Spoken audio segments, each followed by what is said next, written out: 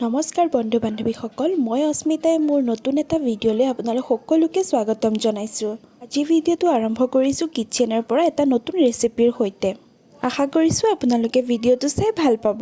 বিহু বুলি ঘৰলৈ অহা আজি 4 দিনেই হ'ল। এইকেইদিনটো অকল মায়ে ৰন্ধাই খাই আছোঁ, কিন্তু আজি ভাবিছোঁ যে মই মাহঁতক ৰান্ধি খুৱাওঁ। তাতে আকৌ আজি পাপাই ৰাতিপুৱাই গৈ লোকেল চিকেন আনি থৈছে। ভাবিছোঁ আজি লাঞ্চত লোকেল চিকেন বইল বনাম। ব'লক তেন্তে আজি বনাওঁ একদম কম টাইমত সহজতে বনাব পৰা লোকেল চিকেন। প্ৰথমতে মই মাংসখিনি একদম ধুনীয়াকৈ ধুই লৈছোঁ।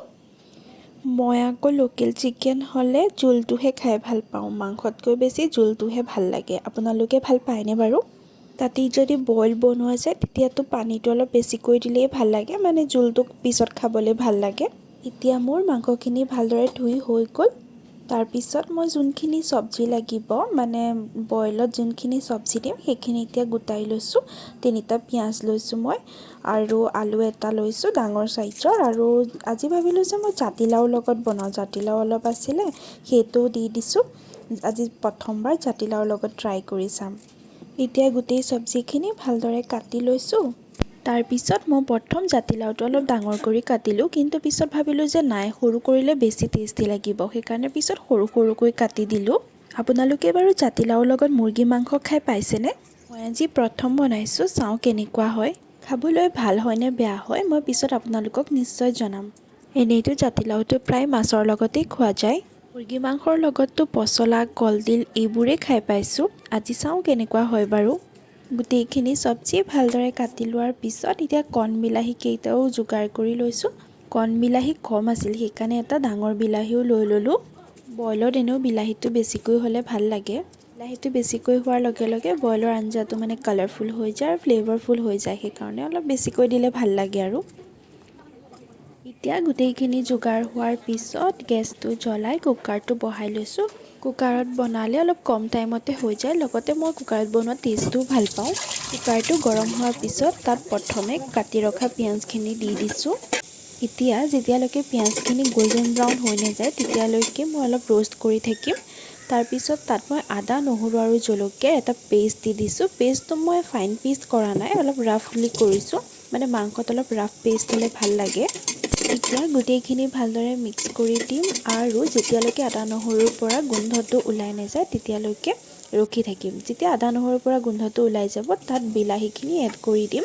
মই কণ বিলাহীখিনি গুটিখিনি আঁতৰাই দিছোঁ। তাৰপিছত কণ বিলাহীৰ লগতে এটা ডাঙৰ বিলাহী যোনটো কাটি লৈছিলোঁ সেইটো দি দিছোঁ। এতিয়া গোটেইখিনি ভালদৰে মিক্স কৰি অলপ টাইম ৰোষ্ট কৰি থাকিম। যেতিয়ালৈকে তাৰ পৰা অলপ জ্বলা জ্বলা গোন্ধ ওলাব তেতিয়ালৈকে ৰোষ্ট কৰি থাকিম, মানে অলপ জ্বলা গোন্ধটো হ'লে বইলত ভাল লাগে। তাৰপিছত মই কাটি ৰখা জাতিলাওখিনি আৰু আলুখিনি দি দিম।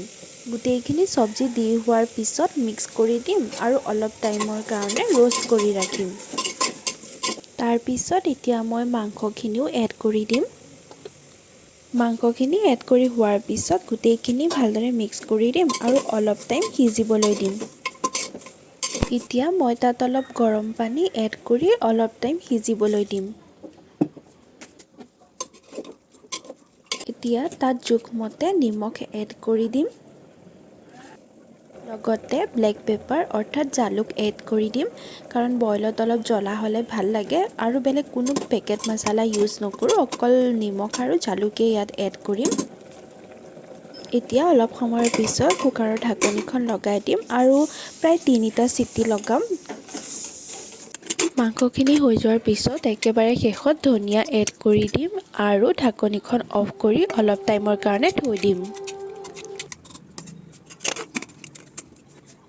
লগতে ভাবিছোঁ এখন ড্ৰাই চব্জিও বনাওঁ, আৰু তাৰ কাৰণে প্ৰথমে ভেন্দিখিনি ধুই চাফা কৰি লৈছোঁ। ভেন্দিখিনি কাটি হোৱাৰ পিছত এতিয়া 2টা বেঙেনাও ৰেডি কৰি লৈছোঁ, আৰু বেঙেনা দুটাও ভালদৰে কাটি লৈছোঁ। এতিয়া চব্জিত দিবলৈ জলকীয়া কেইটাও কাটি লৈছোঁ। চব্জিখিনি গোটেইখিনি কাটি হোৱাৰ পিছত এতিয়া গেছটো জ্বলাই এটা কেৰাহী পাতি লৈছোঁ। তাত অলপ ৰিফাইন তেল দিছোঁ, অলপ বেছিয়ে পৰি গ'লগৈ আৰু তেলটো। এতিয়া তাত গোটেইখিনি চব্জি কাটি লোৱা যিমানখিনি চব্জি আছিলে সেইখিনি ঢালি দিছোঁ, আৰু লগতে জলকীয়াখিনিও দি দিছোঁ। এতিয়া গোটেইখিনি ভালদৰে লৰাই অলপ টাইমৰ কাৰণে ঢাকি থৈ দিম সিজিবলৈ। এতিয়া তাত জোখমতে নিমখ এড কৰিম আৰু লগতে অলপ হালধিও দি দিম। গোটেইখিনি ভালদৰে মিক্স কৰি আৰু অলপ টাইমৰ কাৰণে সিজিবলৈ দিম। এতিয়া গোটেইখিনি চব্জি হৈ যোৱাৰ পিছত এতিয়া চালাডৰ কাৰণে যোগাৰ কৰিছোঁ। তিয়ঁহ এফাল লৈছোঁ আৰু গাজৰ এটা আৰু ইফালে এটা বিট লৈছোঁ। মানে মই ডাঙৰকৈ ৰাখিম বুলি ভাবিছিলোঁ চালাডৰ কাৰণে, কিন্তু পিছত ভাবিলোঁ যে নাই, মায়ে সৰুকৈ কাটিলে ভাল পায়, সেইকাৰণে পিহনাত পিহি সৰু কৰি দিলোঁ। তাৰপিছত এটা পিঁয়াজো কাটি দিলোঁ, লগতে 2টা কেঁচা জলকীয়াও কাটি দিছোঁ।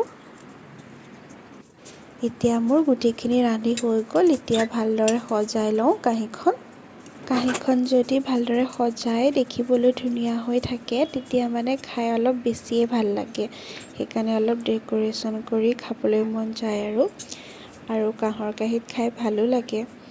জাতিলাওৰ লগত মুৰ্গী মাংস কিন্তু ভাল লাগিলে খাই। আপোনালোকে এবাৰ নিশ্চয় ট্ৰাই কৰি চাব। মই কিন্তু ভাল পালোঁ আৰু আপোনালোকেও নিশ্চয় ভালেই পাব খাই।